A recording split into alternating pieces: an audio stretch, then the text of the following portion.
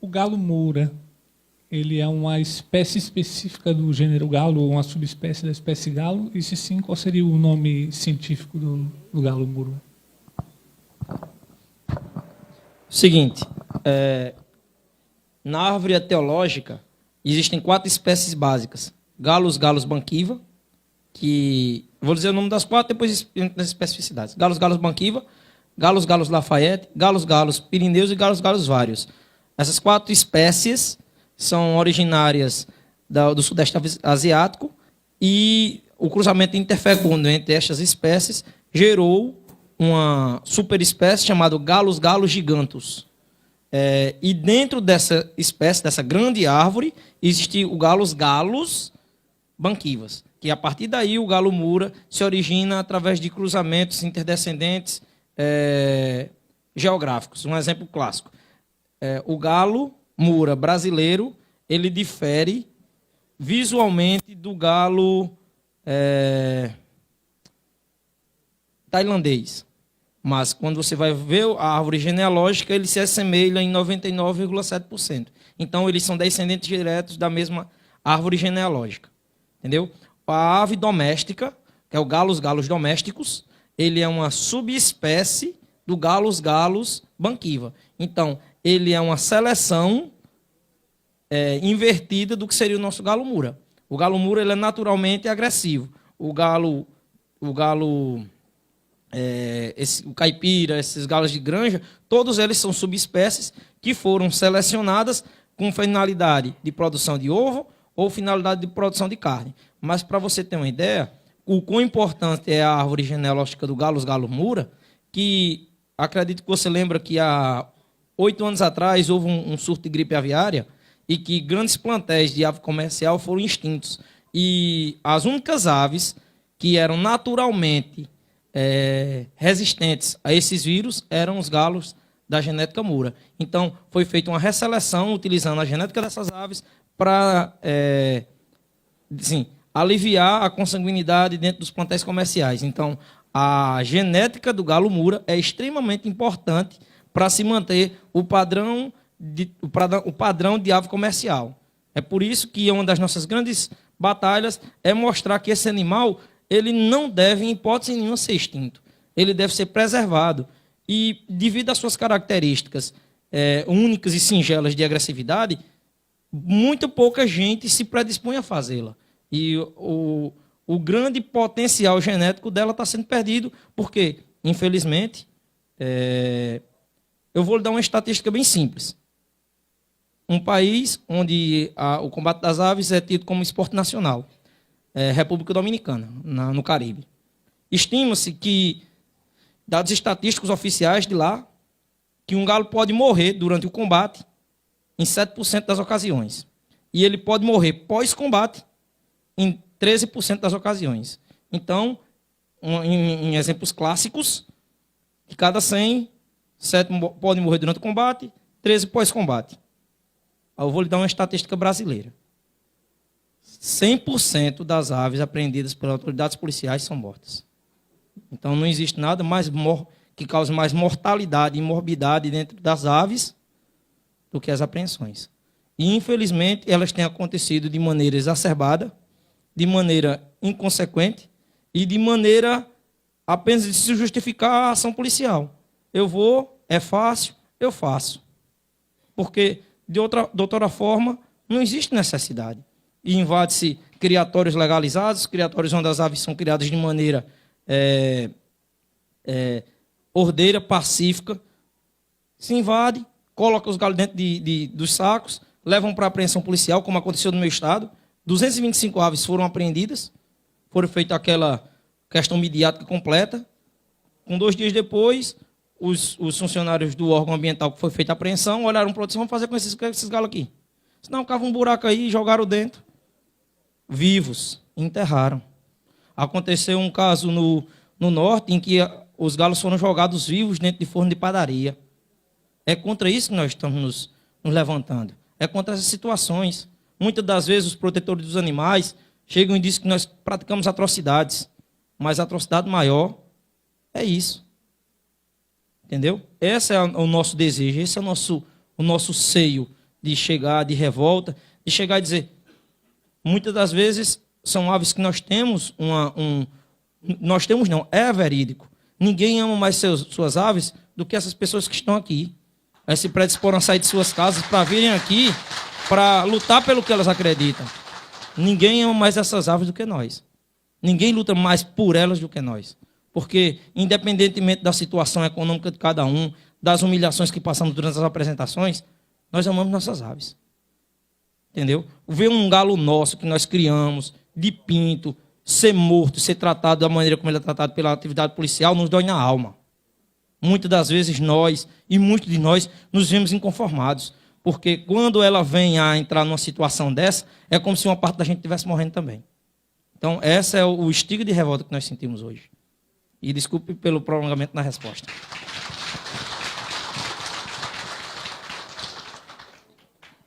Aí eu tive mais uma dúvida da sua resposta. Então, o galo-mura não é uma espécie natural, ele seria uma subespécie derivada de uma manipulação genética natural, né? De cruzamento de várias outras espécies, e daí vem o galo-mura, é isso? Na realidade, nós, como melhoristas, nós temos que avaliar a seleção natural em cima não do melhor nem do pior, mas sim em cima do mais apto. Então, naturalmente, qualquer espécie se forma em cima dessa característica. Dentro do seu ambiente, um ambiente específico, existem características que vão facilitar com que esse animal se prolifere, ou seja, venha a completar seu ciclo biológico completo, nascer, crescer, reproduzir, envelhecer e morrer. E quanto maior esse percentual de reprodução, maior essa seleção natural. A seleção do galo-mura, ela não foi feita em cima da agressividade. Ela foi feita em cima dos indivíduos, o famoso mediano. É aquele animal que tem maior condição de adaptabilidade. Um exemplo clássico. O galo banquiva, que é considerado o galo banquiva, que é do sudeste asiático, vive nas florestas, eles são aves menores com asas maiores. Então, eles são perfeitos voadores.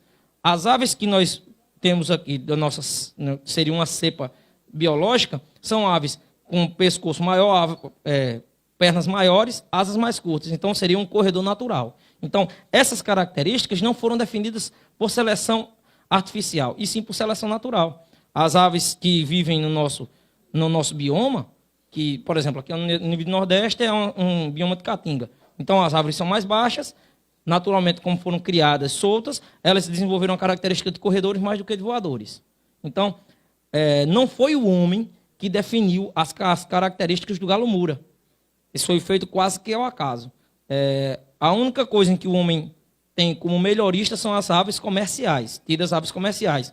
Um exemplo, as aves que conseguem pôr 330 ovos por ano, e a ave que consegue converter a ração em alimento, que consegue um peso corpóreo nos primeiros 50 dias, com a conversão alimentar de 1,8. Então, a seleção natural feita pelo ser humano está diretamente ligada à parte comercial. A seleção natural, que é o galo-mura, foi feita utilizando um processo natural, que é o mais adaptável prospera.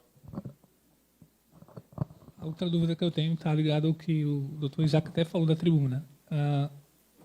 O fato da agressividade quando ele se depara com outro macho, né? Por que isso acontece? Outros animais para proteger o território, para proteger sua família, né? Por que isso acontece, dessa agressividade? Ou, se ele não externar essa agressividade, isso é maléfico para ele de alguma forma, ou essa agressividade ela é externada necessariamente para uma proteção e autodefesa? Pronto. É o seguinte, como eu falei, alguns dados das nossas pesquisas na universidade, elas ainda não foram publicados devido a serem dados que, por exemplo, eu ainda sou acadêmico do curso de medicina veterinária, uma parte dessa pesquisa vai ser minha monografia. Então, não foi publicada ainda em artigos, mas uma das pesquisas que foram feitas foram pesquisa comportamental ambiental. Nós colocamos as aves nesse teste de tela, num ambiente claro, e ela brigou. Colocamos num ambiente escuro e ela brigou. Colocamos, assim, num ambiente de floresta, de mata, ela brigou. Colocamos dentro d'água, numa piscina, e ela brigou. Então, a agressividade do galo, mostrando esse teste comportamental, nós mostramos que não é territorial. Ele não briga pelo seu território, entendeu? Ele não está brigando aqui, ó, esse quadrado aqui é meu, se eu for para outro local eu não vou brigar. Tanto que é essa a principal característica dos principais torneios que acontecem. As aves são levadas para outros locais onde elas nunca tiveram, e elas expressam essa agressividade natural. Quanto a essa questão intrínseca dessa agressividade ser focalizada, um exemplo clássico. Por que é que o galo briga? Porque é da vontade dele. Se ele não brigar, ele começa a apresentar transtornos? Começa. Um dos principais transtornos que afetam aves que não têm um contato natural, ou seja, essa expressão, esse contato de agressividade, é a automutilação. Existem casos de galos que não conseguem deixar a cauda crescer. Ou ele se estressa tanto por falta de desempenhar esse processo agressivo que eles começam a arrancar as próprias penas. Começam a desempenhar comportamentos anormais, como, por exemplo, bater em animais mais jovens, bater nas galinhas. E quando eles têm esse processo de peleia e combate interno entre machos, eles tendem a diminuir esse comportamento anormal. Então, é natural do galo ser agressivo com outro galo. E isso, para ele, do Mura.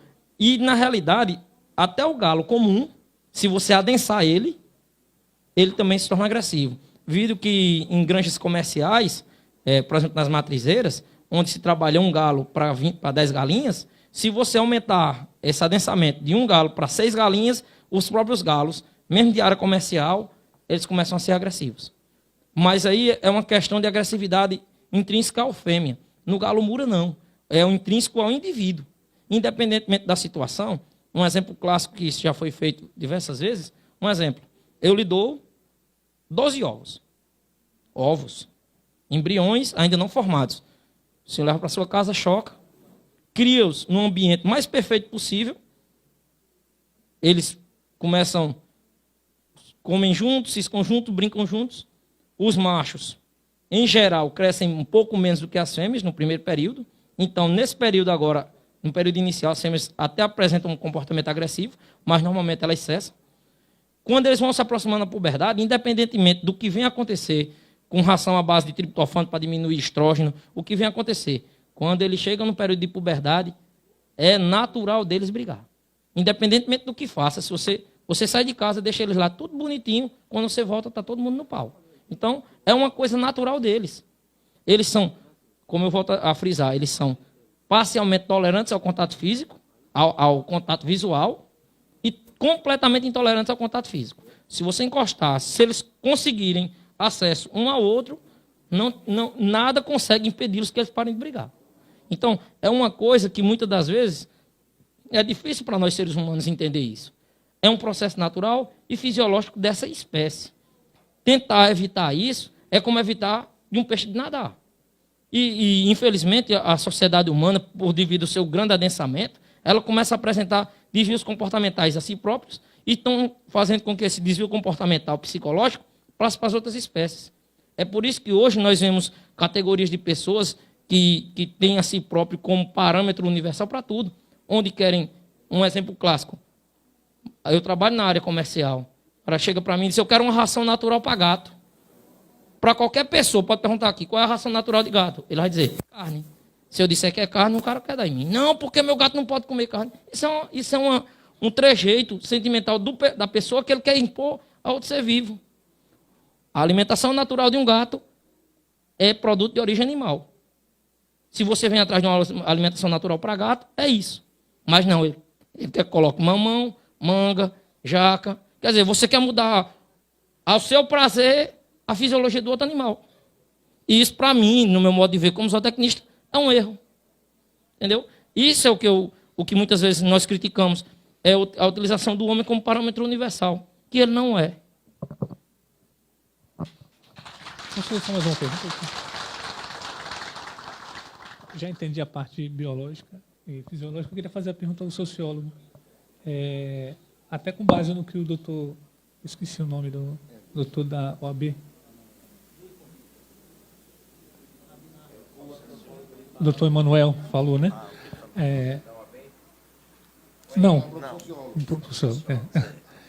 Com relação à as rinhas de galo no Brasil especificamente, né? Essa externalidade da agressividade necessariamente está ligada a quê?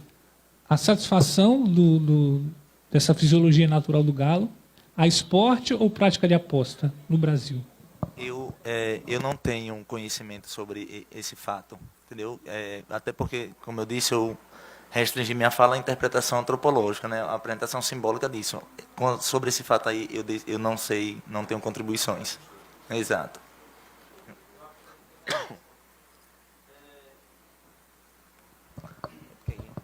É o seguinte, essa pergunta nos foi feita num seminário que aconteceu no UFPB. Se a sua pergunta foi se a briga de o combate das aves a nível de Brasil ele é feito em cima dos valores das apostas, se do prazer do proprietário em ver o animal brigar, ou se é uma coisa intrínseca. Na realidade é o seguinte, parafraseando, eu acho que foi Zé Carlos de Abreu que disse que o galo de briga é o cavalo de corrida do pobre. Foi Machado de Assis, exatamente, obrigado. Foi Machado de Assis que disse que o galo de briga é o cavalo do pobre. Então, independentemente do valor apostado, dentro da sociologia, apenas em tese brigam os galos. Na prática, é quase um confronto entre pessoas. É muito mais um ideário. Eu vinha discutindo isso com colegas que trabalham na mesma área e nós chegamos à seguinte conclusão, que para muitos de nós é muito mais importante vencer do que ganhar o dinheiro. Para a gente o importante não é aquilo. Lá nos locais dos eventos, nós não vamos buscar o dinheiro do nosso pão de cada dia. Nós não vamos atrás de uma condição econômica melhor. Nós não estamos lá atrás de ascensão econômica. Nós estamos atrás de uma cultura que é nossa. Ver uma ave combater, para nós, equivale a um jogador de futebol ganhar a Copa do Mundo. Então, para a gente existe em si o ideário interpessoal. Aquele galo que é nosso, que está lá se apresentando, ele tem em nós a sua imagem. Então, para a gente é muito mais importante ganhar do que propriamente o valor econômico. Então, é por isso que nós dizemos que nós verdadeiramente amamos nossas aves. Independentemente de qualquer coisa, nós estamos com elas para o que deve é.